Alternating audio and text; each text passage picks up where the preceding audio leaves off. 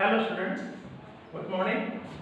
आज जो है हम लोग फोर्थ लेक्चर देखने जा रहे हैं, same lesson that is the reproduction. थोड़ा एक क्विक रिवाइज करते हैं कि अभी पिछले 3 लेक्चर में हमने क्या क्या देखा।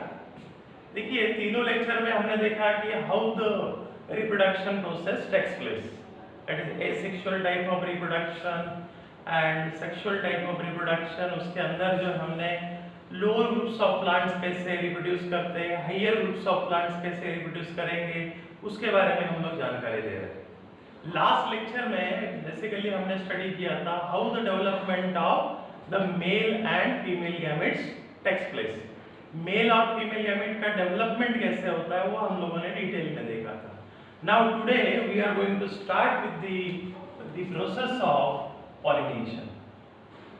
उसमें नेक्स्ट जो सब टॉपिक है that is known as the pollination. And you know what is mean by the pollination? Pollination का मतलब क्या होता है? Pollination का definition ऐसे define करेंगे हम लोग इसको, that is the transfer of pollen grain from anther to the stigma is known as pollination. जब जो है माइक्रोस्पोर्स है या फिर हम लोग उसको pollen grains कहते हैं, जब वो एंथर से स्टिग्मा की तरफ ट्रांसफर होते हैं उस प्रोसेस को क्या कहा जाता है? That is known as pollination. Broadly speaking, this pollination is basically of two types. दो टाइप का पॉलिनेशन प्रोसेस होता है इसमें। एक होता है self pollination and another one is called as the cross pollination. ये दोनों बेसिक टाइप होते हैं पॉलिनेशन प्रोसेस के। One is the self, another one is the cross pollination. और सेल्फ पॉलिनेशन में भी उसका सब टाइप रहेगा, क्रॉस पॉलिनेशन में भी उसका सब टाइप रहेगा। वो हम लोग देखेंगे कि सेल्फ पॉलिनेशन में दो टाइप के सब टाइप्स कौन से होते हैं। इसमें पहला जो है that is called as the autogamy.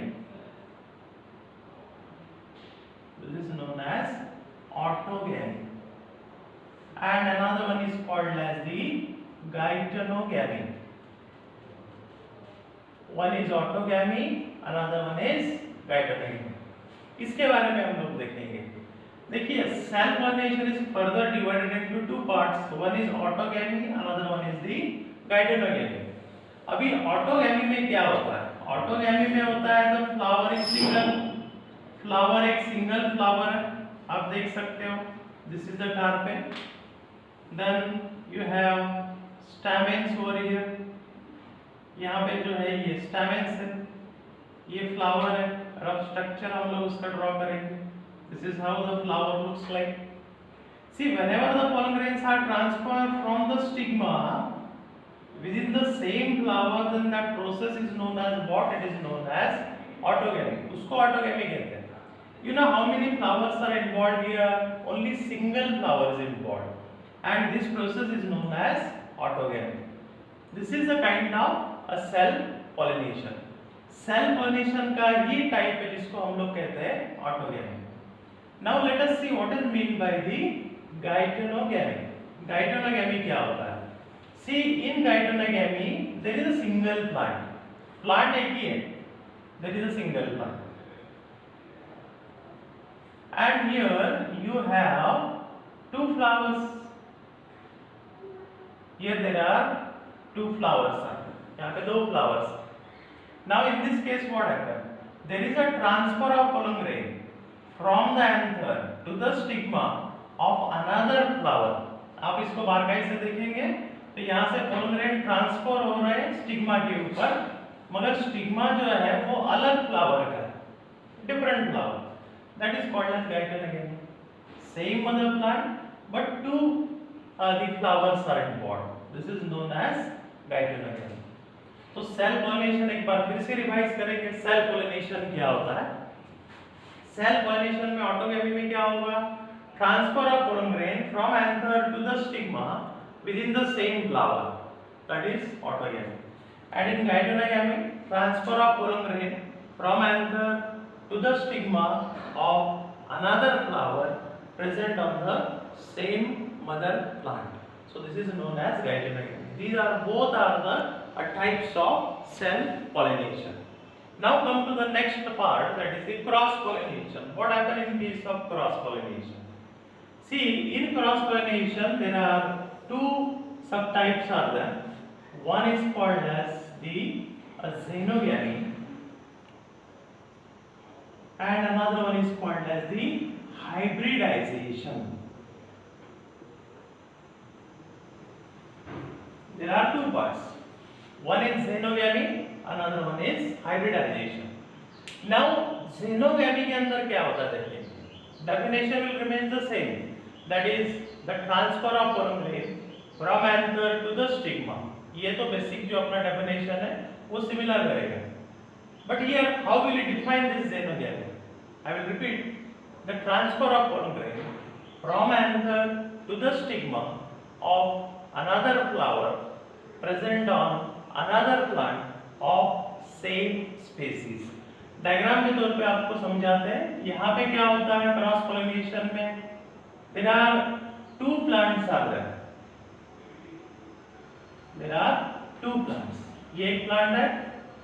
Now you have another plant. So here how many plants are there? There are two plants are there.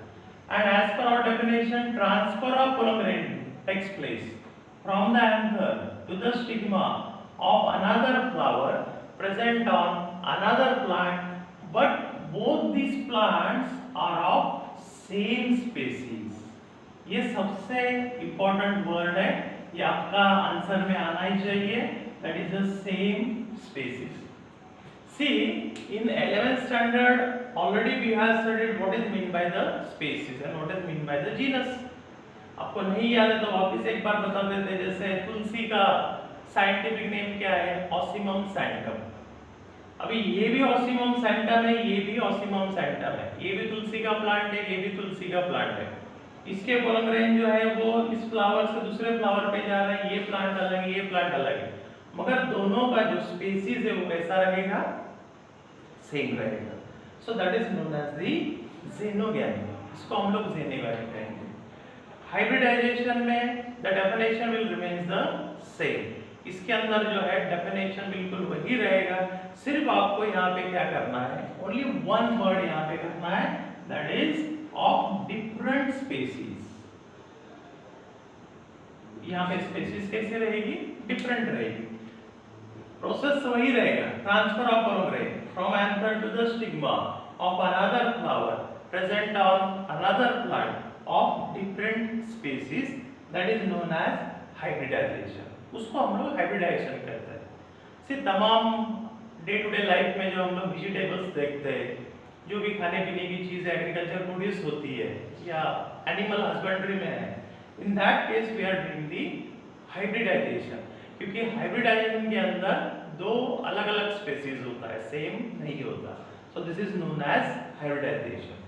Now this is how you can define the process of pollination and what is self pollination and what is cross pollination.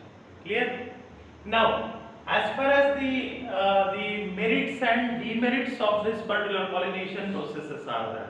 जैसे self pollination के अपने कुछ advantages होते हैं, cross pollination के अपने कुछ advantages होते हैं. आपको एग्जांपल के तौर पे बता दें, if you talk about the self pollination, self pollination में क्या होता है? पॉलिनेशन का 100% गारंटी होता है.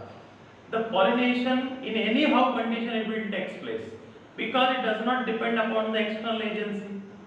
जैसे इस फ्लावर के पोलन ग्रेन जो है इस फ्लावर के ऊपर ट्रांसफर होने, वो किसी भी कंडीशन में होके ही रहेंगे, गारंटेड होंगे. तो ये श्योरिटी जो है आपको सेल पॉलिनेशन में मिलता है. And apart from that you will have genetically pure variety, as there are no two parents are involved, only single parent is involved, and that's why you will get the genetically pure variety. तो pollination sure method हो जाता है, genetically pure variety होती है. And look at the cross pollination. And what are the merits of cross pollination are there? In cross pollination, by doing the process of hybridization, you can produce a better yield. आपका yield बढ़ जाता है, quality बढ़ जाती है, colour बढ़ जाता है, प्रोडक्टिविटी बढ़ जाती है. That is one of the advantage of cross pollination. Genetically you can introduce a new character. अब जेनेटिकली जो है, जो कैरेक्टर आपको डिजायर्ड लगता है, the character which is much more better, that you can introduce into the another variety. जैसे आप लोग जर्सी गाय के बारे में सुने। जर्सी गाय जो होती है वो एनिमल हस्बेंड्री में क्या करते हैं, Indian cow is cross with the European cow, दोनों का मिलाप करके जो है we can produce such type of variety which can live in India, वो इंडिया के अंदर रह सकती है। इस कंडीशन में एक्लिमेटाइजेशन उसका हो सकता है और उसका यील्ड भी जो है वो बेटर होता है। So there are a few advantages of cross pollination and as well as self pollination are there। तो बहुत बार जो इस पे लॉन्ग आंसर टाइप का क्वेश्चन आएगा, what is mean by pollination, give the merits and demerits of self pollination and cross pollination. काफी बार ये question जो है वो लॉन्ग आंसर के लिए पूछा गया, तो काफी इंपॉर्टेंट पार्ट पड़ता है पॉलिनेशन से। आपको प्रिपेयर कैसे करना है, इसके दोनों टाइप आपको याद रखने हैं कि जैसे मैंने कहा कि सेल्फ पॉलिनेशन के दोनों टाइप कैसे डेफिनेशन के साथ, क्रॉस पॉलिनेशन के दोनों टाइप के डेफिनेशन के साथ वो आने चाहिए। Apart from that advantages and disadvantages of self pollination, same is the case with the advantages and disadvantages of cross pollination.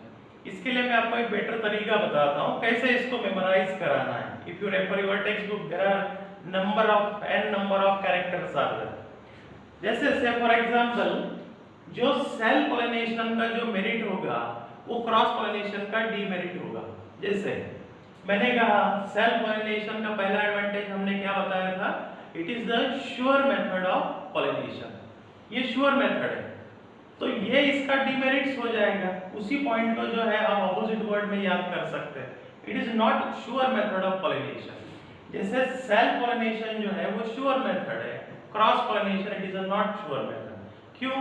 Because it depend upon the external agency, external agency के ऊपर depend रहता है। यहाँ पे हम लोग genetically pure variety you can produce, here you can't produce genetically pure variety, क्योंकि दो पेरेंट्स का इन्वॉल्वमेंट होता है, अनरिलेटेड पेरेंट्स होते हैं, तो जेनेटिकली आपको यहाँ पे प्योरिटी नहीं मिलती, यहाँ पे मिलती है। वाइस वर्सा भी कर सकते हैं, जो इसके डिसएडवांटेजेस होते हैं वो इसका एडवांटेजेस हो जाएगा। जैसे सेल्फ पॉलिनेशन का डिसएडवांटेजेस क्या हो गया या डीमेरिट्स क्या हो गया, you cannot introduce a new character, you cannot introduce a new character in self pollination. Cross pollination का you can introduce a new character, आप इसमें नया कैरेक्टर इंट्रोड्यूस कर सकते हैं। जैसे जर्सी गाय के बारे में मैंने बताया, आप बेटर क्वालिटी का जो है काऊ जो है वहां पे प्रोड्यूस कर सकते हो। सेकंड जो इसका डीमेरिट आता है कि ये जेनेटिकली जो है ये वीक वैरायटी प्रोड्यूस होता है। आप बार बार सेल्फ पॉलिनेशन करोगे तो it will produce a weak variety. Cross pollination में प्रोजेनी कभी भी स्ट्रॉन्ग होता है as compare to self pollinated, क्योंकि इसमें दो पेरेंट्स का कैरेक्टर जो है वो कंबाइन हो जाता है। तो काफी मेजर पार्ट जो है वो पॉलिनेशन से रिलेटेड जो है आपको करना है, ठीक है। अब इसके बाद जो है हम लोग देखेंगे कि जहां तक सेल्फ पॉलिनेशन है या क्रॉस पॉलिनेशन है, इसके जो एडवांटेजेस होते हैं, डिसएडवांटेजेस होते हैं, इसके बाद जो है हम लोग इसके डिटेल में जाएंगे कि भाई क्रॉस पॉलिनेशन में किस तरह की जो है एजेंसीज का रिक्वायरमेंट अपने को रहता है। जैसे मैंने बताया कि पोलन ग्रेन जो है वो एक फ्लावर से दूसरे फ्लावर की तरफ ट्रांसफर कर रहे हैं। कैसे कर रहे हैं? जैसे आपने कल देखा माइक्रोस्पोर्स जो होते हैं नॉन मोटाइल होते हैं, इनको एक जगह से दूसरी जगह पे ले जाने के लिए they require certain type of agency. जैसे आप खत लिखते हो, लेटर लिखते हो, या आपको किसी को कोई डॉक्यूमेंट्स भेजना होता है तो आप एजेंसी का इस्तेमाल करते हो। आप ईमेल कर सकते हो, आप कुरियर के थ्रू भेज सकते हो, आप इंडियन पोस्टल सर्विस का इस्तेमाल कर सकते हो। तो ये सारी एजेंसीज है which can carry your letter from one place to the another place। Same condition pollen grain जो है वो एक स्थान से दूसरे स्थान में ले जाने के लिए you require a specific type of agencies। तो हम लोग पहले जो है क्रॉस पॉलिनेशन की एजेंसीज देखेंगे नेक्स्ट पार्ट में। Now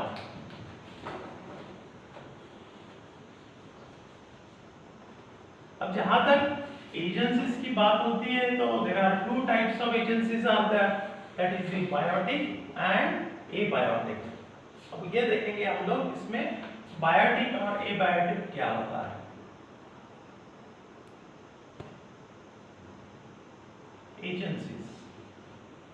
agencies for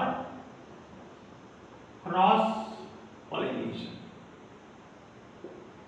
cross pollination में what are the different types of agencies are there. जैसे मैंने कहा इसमें जो है दो टाइप की एजेंसीज होती है। There are two types of agency. One is called as abiotic, one is abiotic and another one is called as biotic। ठीक है, इसके बारे में अभी हम लोग देखेंगे। देखिए जहां तक abiotic की बात होती है तो there are two types of things are there, one is water and another one is air।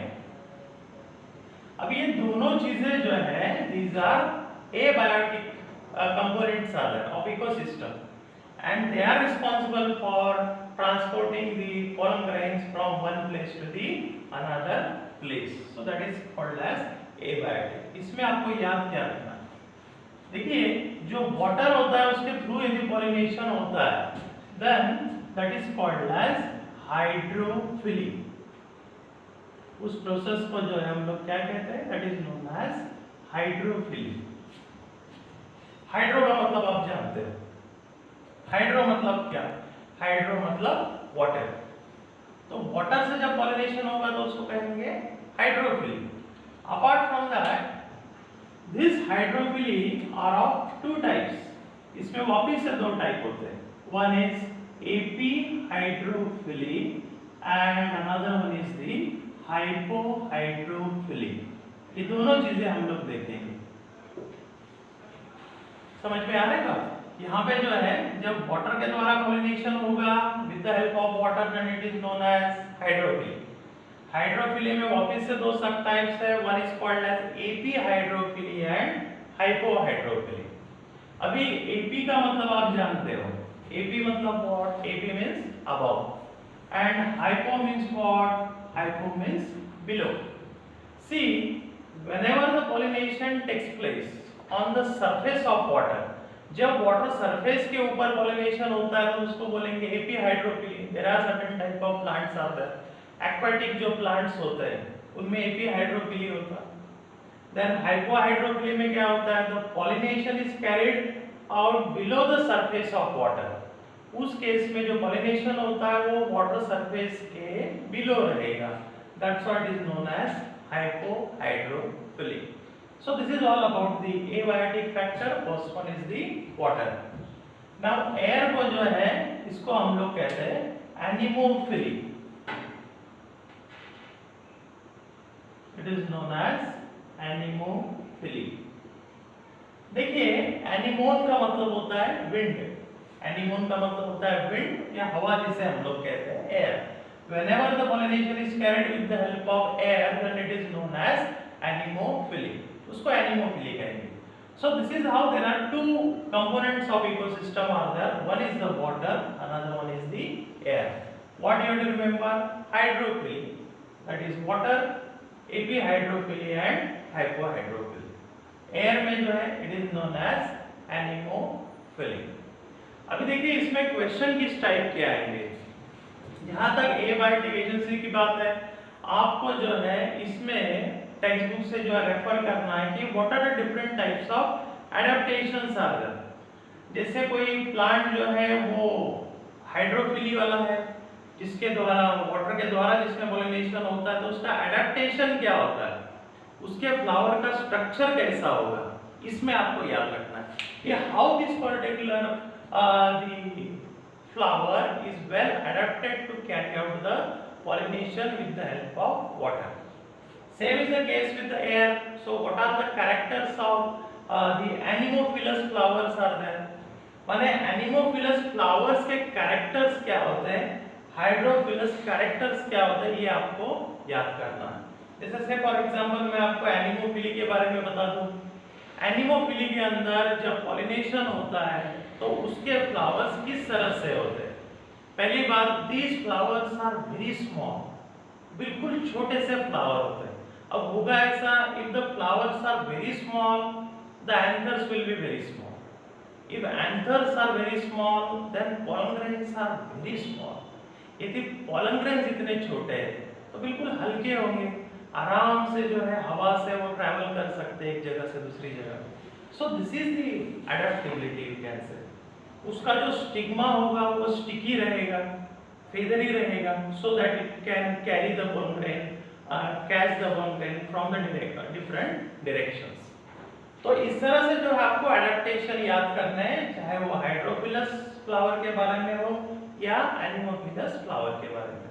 And these are only two agencies which is abiotic type of agencies are there.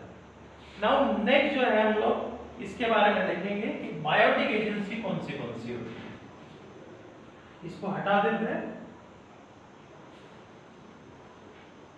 अब देखिए, biotic agency की जहां तक बात होती है हम लोग उसको अलग से देखेंगे। सो when you say a biotic agency, that means here the living things are involved. इसके अंदर जो है लिविंग थिंग्स इन्वॉल्व होते हैं, बहुत सारी चीजें इसमें। First thing, if the pollination is carried with the help of birds,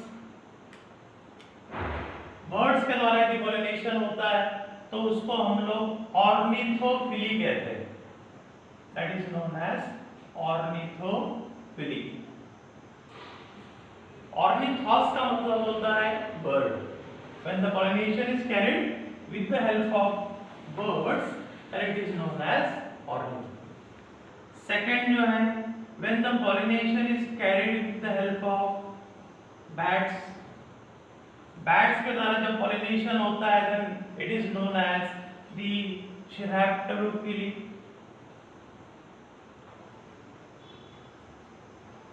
it is known as Chirapterophily। इसको हम लोग Chirapterophily बोलते हैं। when the pollination is carried with the help of bats, when the pollination is carried with the help of insects, छोटे छोटे insect जो होते हैं इनके द्वारा यदि पॉलिनेशन कैरिड आउट होता है then that is called as the entomophily। it is called as entomophily। एंटेमॉस का मतलब होता है इंसेक्ट, एंटेमॉस माने क्या, insect. Now when the pollination is carried with the help of any animal, कोई भी एनिमल ले लीजिए including yourself, so that is animal, इसको हम लोग कहेंगे zoophily, that is known as zoophily। आप जानते हैं zoo का मतलब होता है animal. And next one, when the pollination is carried with the help of snail, इसको मराठी में गोगल गाय कहते हैं, हिंदी में बहुत सारे कम बच्चों को मालूम होता है उसको गोंगा कहते हैं। गोगल गाय जब होती है वो उसका पॉलिनेशन करते हैं तो इसको बोलते हैं malacophily, that is known as मेलैकोफिली।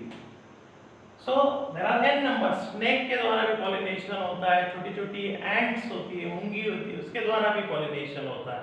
तो अलग अलग नाम है, स्नेक होगा तो ऑफियोफिली कहेंगे, एंड्स होगी तो उसको मायरेकोफिली कहा जाता है। पर आपको जो है मेनली इसमें कंसंट्रेट करना है, ऑर्निथोफिली है, चिरैप्टेरोफिली है एंड एंटोमोफिली है। आपके 12 के हिसाब से ये तीनों पॉलिनेशन जो है वो इंपॉर्टेंट है।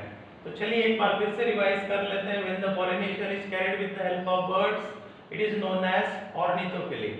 When the pollination is carried with the help of bats then that is called as chiropterophily. When the pollination is carried with the help of insects, then that is known as entomophily. When the pollination is carried with the help of animal, that is called as zoophily. And when the pollination is carried with the help of snail, that is known as मेलैकोफिली।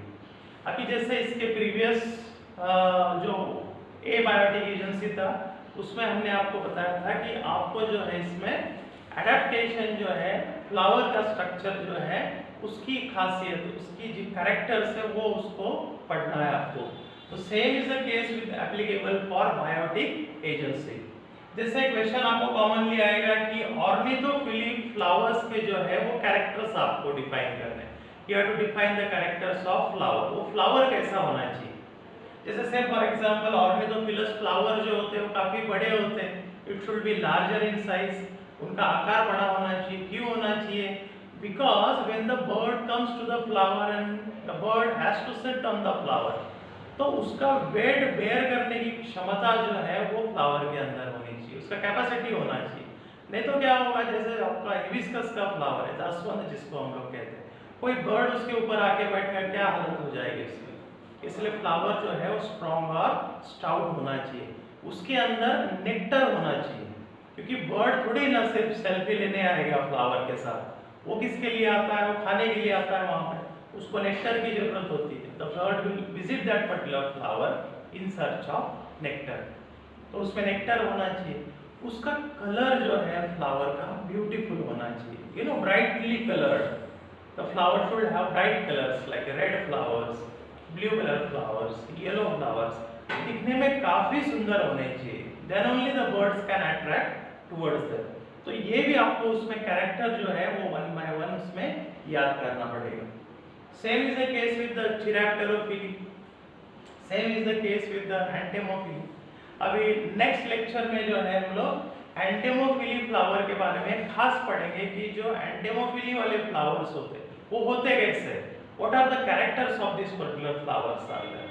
So during my next lecture we will go into the details of this particular process.